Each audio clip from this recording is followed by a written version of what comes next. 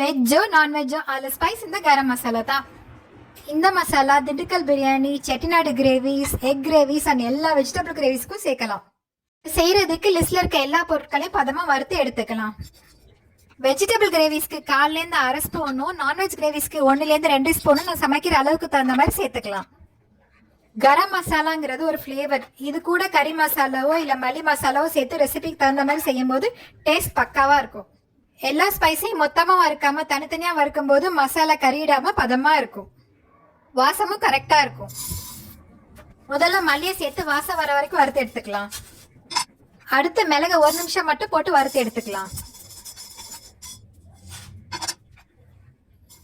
அடுத்து சீரகத்தை சோம்பே போட்டு லேசா தனித்தனியா சூடு காமிச்சா போதும்.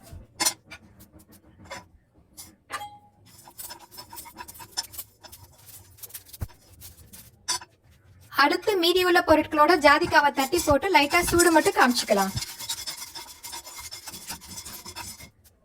அடுப்பு ஆஃப் பண்ணிட்டு கடைசியா கல்பாசி சேர்த்து அந்த சூட்டிலேயே வறுத்து எடுத்துக்கலாம். கடைசியா பேனோட சூட்லயே பிரியாணி இலையை போட்டு சூடு காமிச்சுக்கலாம். எல்லாத்தையும் ஒன்னா கலந்து வெதுவெதுப்பா இருக்கும்போது கொஞ்சம் கொரகொரப்பா அரைச்சு எடுத்துக்கலாம். இந்த மசாலா ஃப்ரிட்ஜ்ல 3 மாசமும் வெளியில 1 மாசமும் ஸ்டோர் பண்ணலாம். அவ்வளவுதான், வீட்லயே ரொம்ப பர்ஃபெக்டான ஒரு கரம் மசாலா ரெடி.